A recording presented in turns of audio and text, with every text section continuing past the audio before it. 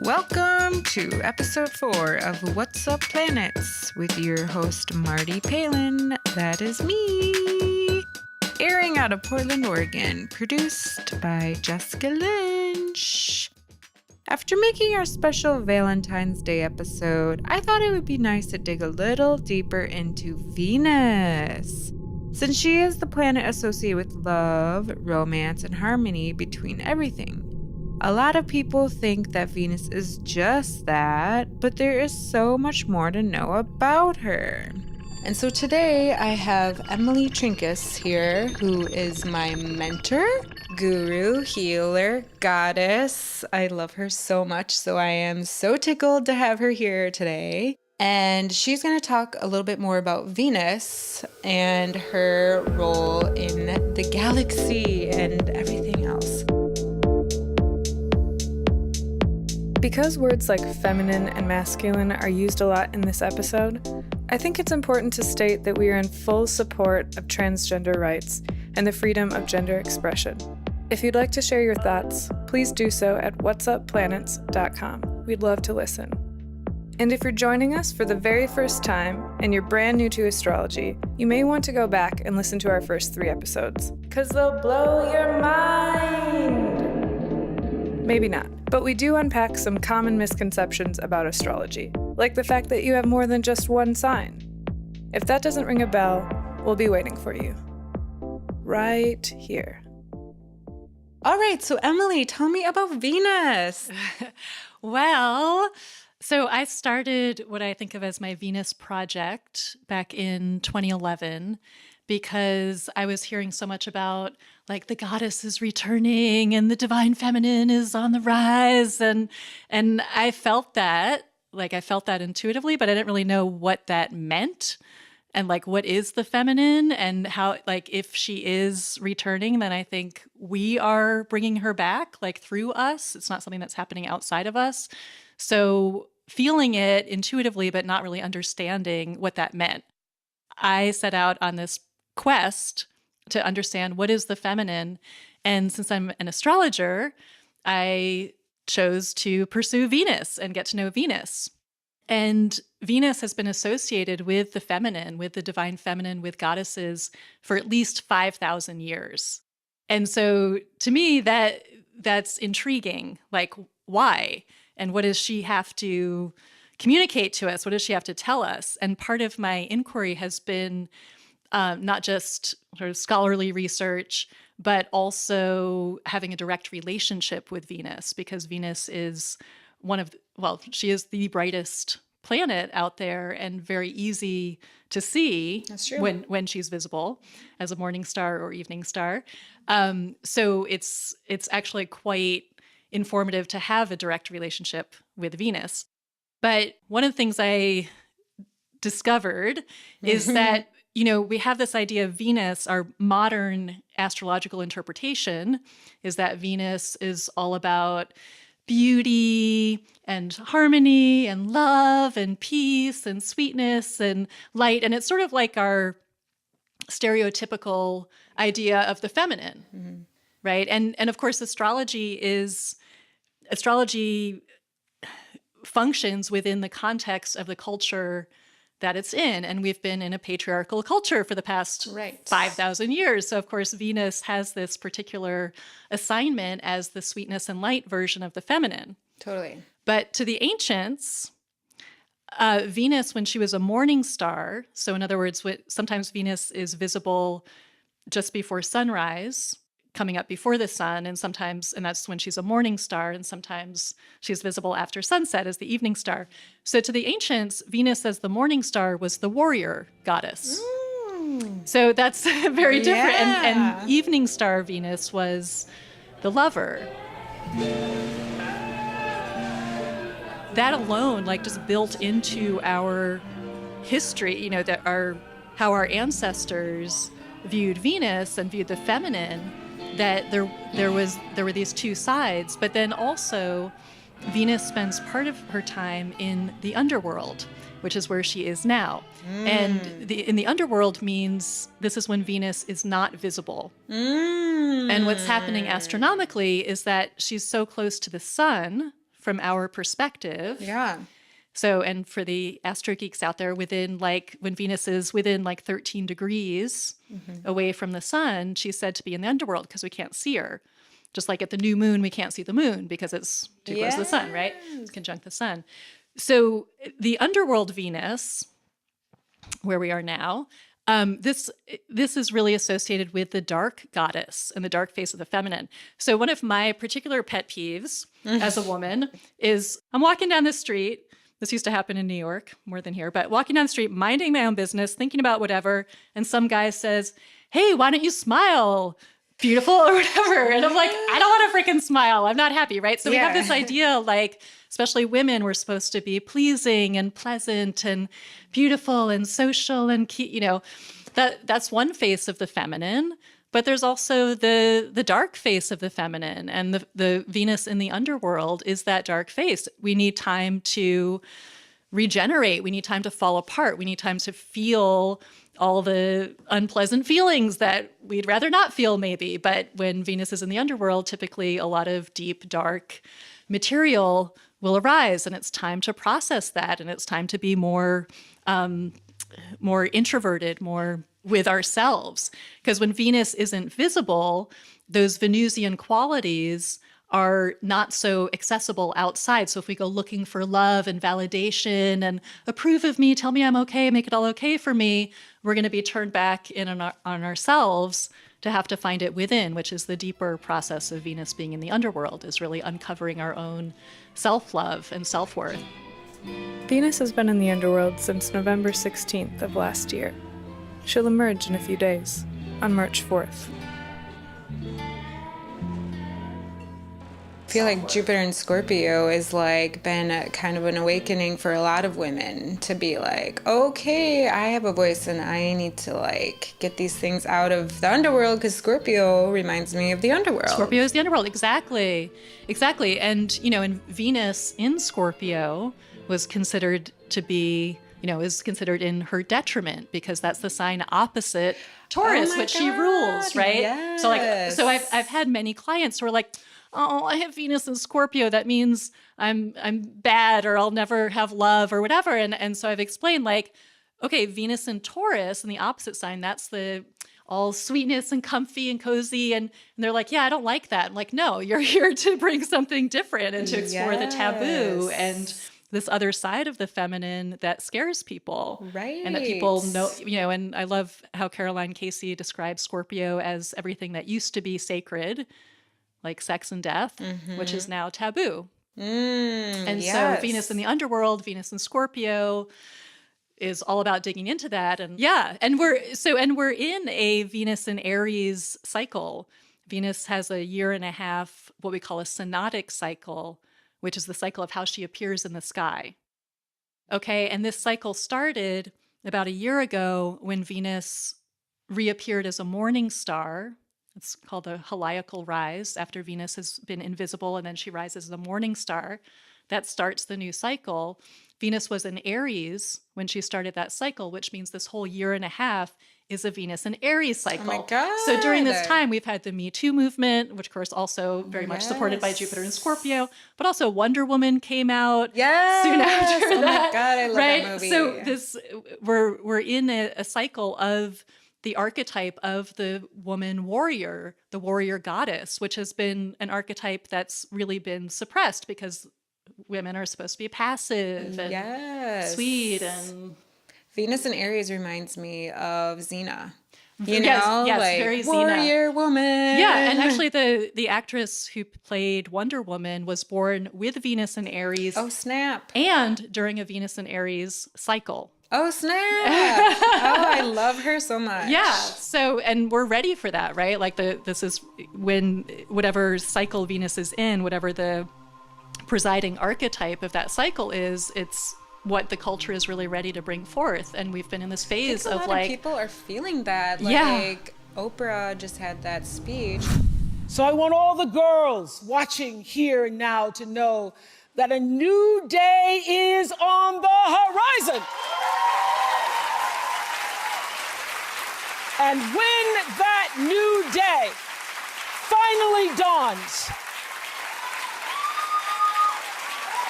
it will be because of a lot of magnificent women, many of whom are right here in this room tonight, and some pretty phenomenal men fighting hard to make sure that they become the leaders who take us to the time when nobody ever has to say, "Me too," again. Thank you. Yeah, a lot of celebrities are, and I thought it was the whole Jupiter and Scorpio Which it is movement, also, because I'm right. like, people are coming out and coming forward and dealing with these things, but it's like, if it's the whole Venus and Aries and just Venus revolution, then it's more of like having our voice back and like bringing feminine back into the foreplay. Right. And also really questioning what is the feminine, right? And what is feminine supposed to look like? Because when I was growing up, what I understood to be feminine was like high heels and lipstick and pink dresses. And I was like, well, that's not interesting to me at all. Like and now I don't think of the feminine that way at all. But I also have like a more multidimensional perspective on what that is, and based on these different phases that Venus goes through, but also even just looking at Venus through the signs, Right. we see these different expressions. Like how does the feminine want to be expressed through these? That it's much broader and a lot more interesting and fun than this one cookie What's cutter. interesting too, in other past societies, they would have goddesses and queens rule, and then it's become so Patriarchal. Yeah. And so it's just interesting because people view feminine as weak.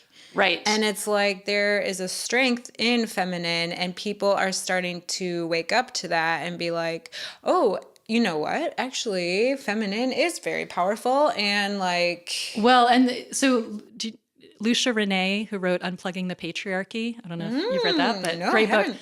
So she talks about how the essence of the feminine is power. And the essence of the masculine is nurturing, is the heart.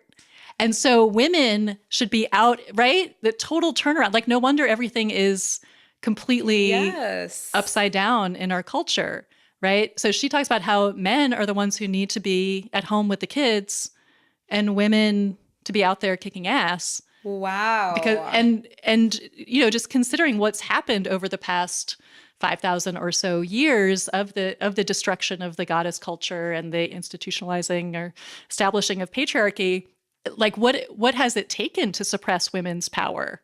Right? Witch trials and right? Burning times, clitoridectomies, et cetera, et cetera. Like, okay, so there's fear there because women are so powerful, because the feminine is so powerful. Totally.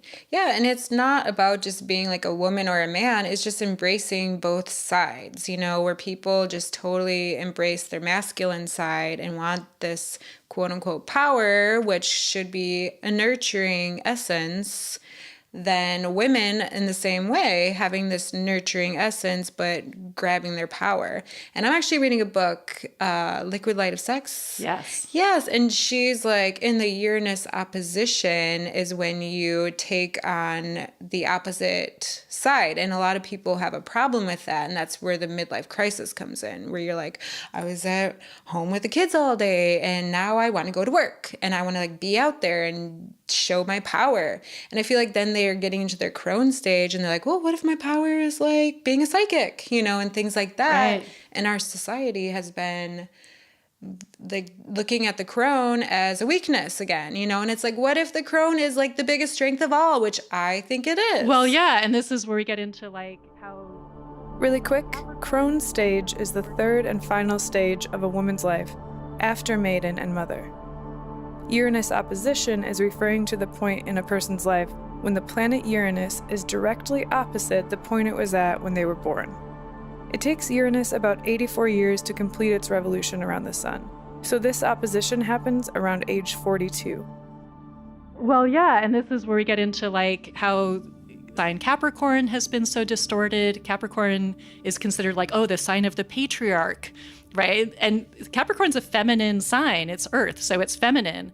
And so I love I love that. how in shamanic astrology, Capricorn is the archetype of the Council of 13 Grandmothers. Because we know Capricorn's associated with the elders, right? Yes, totally. And so this is about like the elders who would determine what's best for the next 7 generations. And that's like the wisdom of Capricorn and the way that the older women in the village would be deferred to as the ultimate, they have the last word on whatever's happening because they're holding that wisdom, they're holding that knowledge. Yes. And instead we have older women in our culture as the most irrelevant and invisible and nothing, because the feminine has been so distorted into being all about appearance and being, if you're not beautiful and if you're not sexy and if you're not young, then you're not worth anything. We don't need you.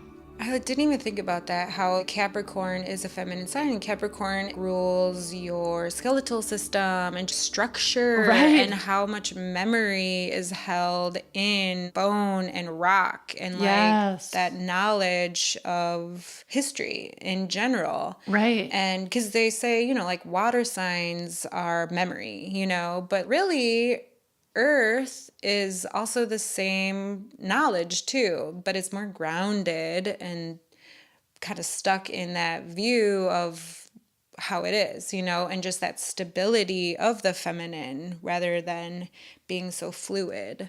Right. Well, I think I've had a process around like even how do we even think about feminine and masculine, right?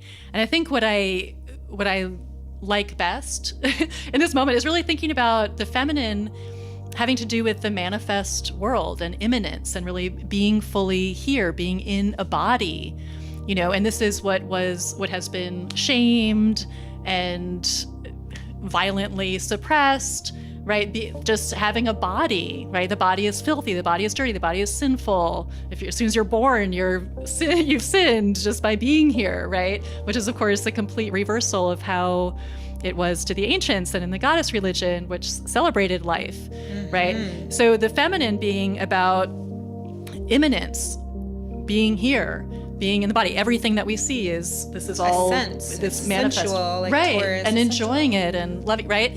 Where the masculine is that pure consciousness. And so I really like how David Data talks about this, and I know some people tend to love or hate him, but I find him quite useful. So I like how he talks about how the masculine is always wanting things to end. Like, so, there's that critique that women can have of their male partners, like, I'm just trying to tell you, I just need to process. They're like, what's the point? What are we going to do about it? A solution. What's the solution? They're always trying to get to the end because they want to return to that place of pure consciousness, of nothingness.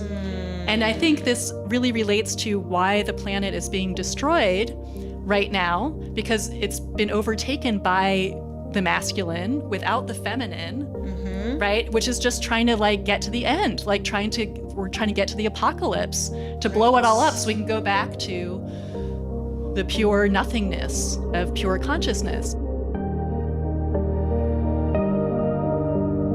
And of course, one is not better than the other. And, I have a housemate who's very, very masculine, and I feel like I'm in the opposite direction, right? Yeah. Mostly earth in my chart, and he's mostly fire, right?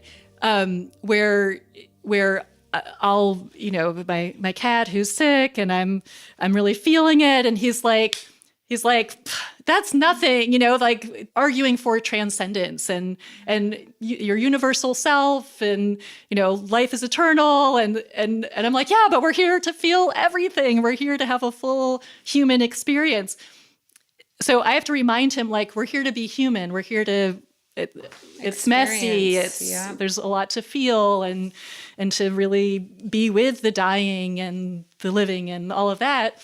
But it's also good to be reminded that, and on another level, it's all illusion, and and we are eternal beings, we are infinite beings, we are pure spirit at another level, and that's like both are true and both are I think, necessary for full living and dying and doing this whole journey. But what's happened is that because the feminine has been suppressed, distorted, damaged, right, then we don't value life. We don't value the body. We don't value the earth. That's so true. I know. We can trash it. I know. I hope it doesn't go too forward with that, but it sounds like a new beginning. It's so funny when you're talking now with my new thought of masculine nurture and feminine power. It's interesting to listen to everything and change that role in my mind. And I think that's what, I mean, to me, like looking at everything that's insane and screwed up and in crisis in the culture, to me, the core is about this masculine feminine dynamic and the suppression of the feminine and the distorted masculine. I mean, I really feel for men. Yeah, that's because our stay-home dads and like trying to do the nurture side, you know? Yeah. Like they're viewed as weak. Well, and they're, you know, just as I find there are so few, I feel like I have so few role models for women in their power in a feminine way. I feel like there are also so few role models for men in terms of like a man in his power who's not abusing it and not, you know, using it in a really healthy, conscious way. And so I think there's a sense of being really lost among men in a lot of cases because they don't have those healthy role models. Yeah. Because yeah. And there's so much, I mean, we're just in a time when so much is, so much is shifting around what does it mean to be a man or a woman? So when you say Venus is in the underworld, does that mean like the Venus in Pisces, like that introspective time? Is that what you were meaning? Or no. like... So when I talk about Venus's cycle, and the word is synodic, Venus's synodic cycle, that is basically the cycle of Venus in relation to the sun, which determines Venus's light. Like, is she low in the sky and kind of dim? Is she high and bright? Is she a morning star? Is she an evening star? Is she invisible? That whole cycle is called the synodic cycle.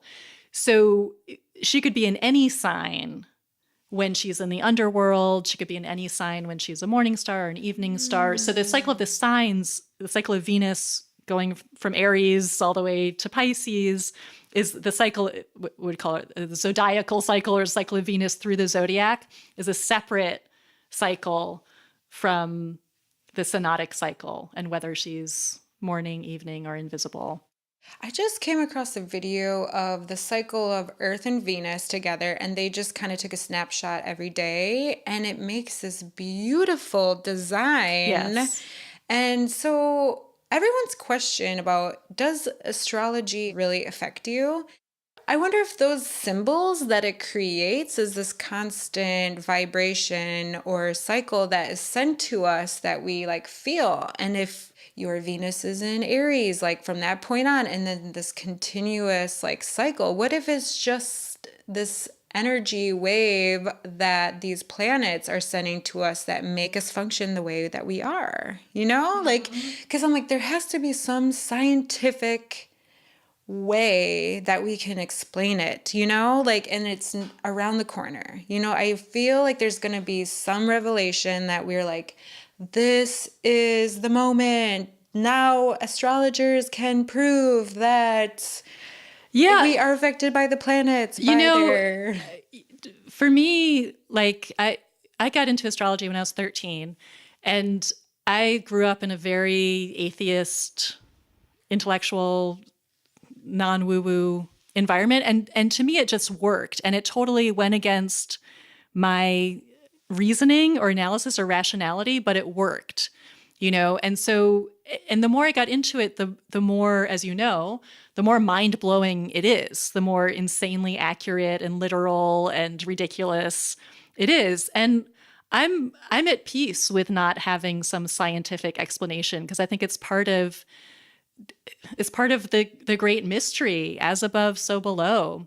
Totally. It's like a Sagittarius, like you just have to have faith in it, you know? Well, I don't know. I just have to know it works. It's Yeah. not blind faith, right? Yeah, That's yeah. my Virgo, right? It's just, I think it's immensely Yeah. practical. I always think, I don't know where I'd be.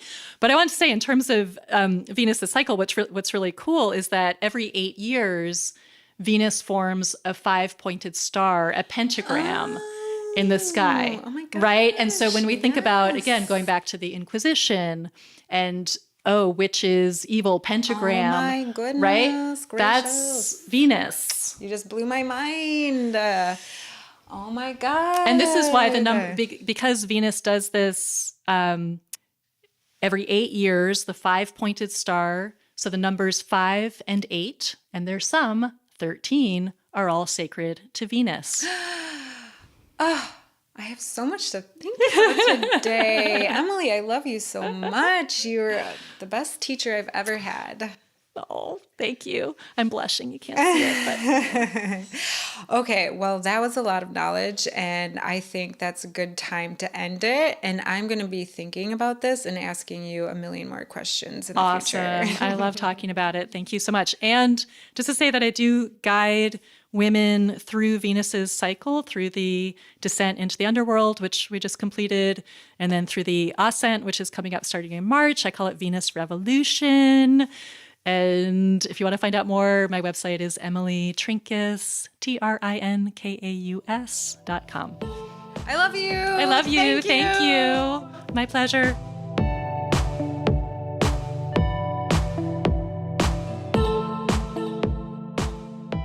So today we have the old Stuff and Stuff forecast. And if you hear that high five, that means they are here with us together. This is a special moment in history. Thank you, Marty. Thank you. Steph Wilder is from circleandstars.com. Check her out. And Stephanie Shea is from janspiller.com, chief astrologist, and also Cardinal Fire. So check her out too. And so, Shaybird, please give us a forecast of what March is going to look like for us. All right, I'm going to start out with the full moons because we have 2. That means we're going to get a blue moon because there's 2 full moons in 1 month. The first one is on March 1st. It's in Virgo. The blue moon is on March 31st in Libra. So 2 kind of different energies, but it's going to give a lot of moon power to the month, I think. Then another important thing is Mercury going retrograde. And that will happen on the 22nd. But we might feel it as early as March 8th because of the shadow that sort of precedes it. And it's in Aries. So when I think of Mercury retro in Aries, be careful, slow down, like it's action. And I feel like more accidents are prone to happen. And also it's Mercury, so being careful what you say. I think. But that doesn't mean you can't do anything. It's just working on internal stuff and finishing what you've started. We've got the new moon in Pisces on the 17th, on St. Patrick's Day. So even though we're in a retrograde, I think Pisces is so good for letting go of stuff. So I think that will feel good and maybe a little bit more calm than some of the other Aries action things going on. The sun is going to go into Aries on the 20th, and that's like the astrological new year. But again, we're in the retrograde, so maybe thinking about your new ideas, doing some behind the scenes work, but thinking about busting out with it more towards the end of April, early May, when the retrograde stuff clears for a little bit. I love this period of time when Pisces goes into Aries because you kind of have this thinking in your head, Pisces energy of what to do next, where Aries just kind of pulls you forward to do that. And so that's kind of fun to have those full moons in there. The opposition, the Virgo full moon of Pisces. So that's where all those seeds literally that you planted are gonna flourish. And then we have another full moon too. So that's kind of exciting because that whole Libra energy. So like relationship kind of stuff and harmony. And realizations, I think, because it's illuminating something, you know? Maybe a good time to have talk or something, even though, and Venus goes into Taurus that day of the Libra full moon. So that seems really harmonious. That's awesome. So if there was 3 important things of March, what would they be? I 2 think full moons. the 2 full moons, the vernal equinox or the sun going into Aries, and Mercury retrograde is huge. And But the then Mercury that leaves out the retrograde- new moon. But yeah, the 4 things. we got a good start. Yeah. Mercury in retrograde will be Aries. It will be Aries the whole time. I believe it starts at 16 Aries and goes back to 4 Aries. So, that I think will feel very much like redoing some action-oriented things. But again, I always like tell people to watch out doing sports and things like that when Mercury's retro in Aries. I just think it's more likely to Accident prone, to just for want to sure. go crazy. Yeah. Yeah, it's a good time to practice like building in a pause because Mercury rules communication. So instead of just flying off the handle with what you have to say, maybe just building in a pause before you communicate what's on your mind. Especially if you're angry, right? Because Aries can be anger. And, that's a good point. Resolving anger, too. Going back and revisiting something and maybe hopefully making peace, especially by that Libra full moon. Oh, yeah. And that's the fun thing about retrograde. So it's all the rewords. Oh, so yeah. Resolving, renewing. I definitely view Mercury in Aries as saying something too fast and taking it back.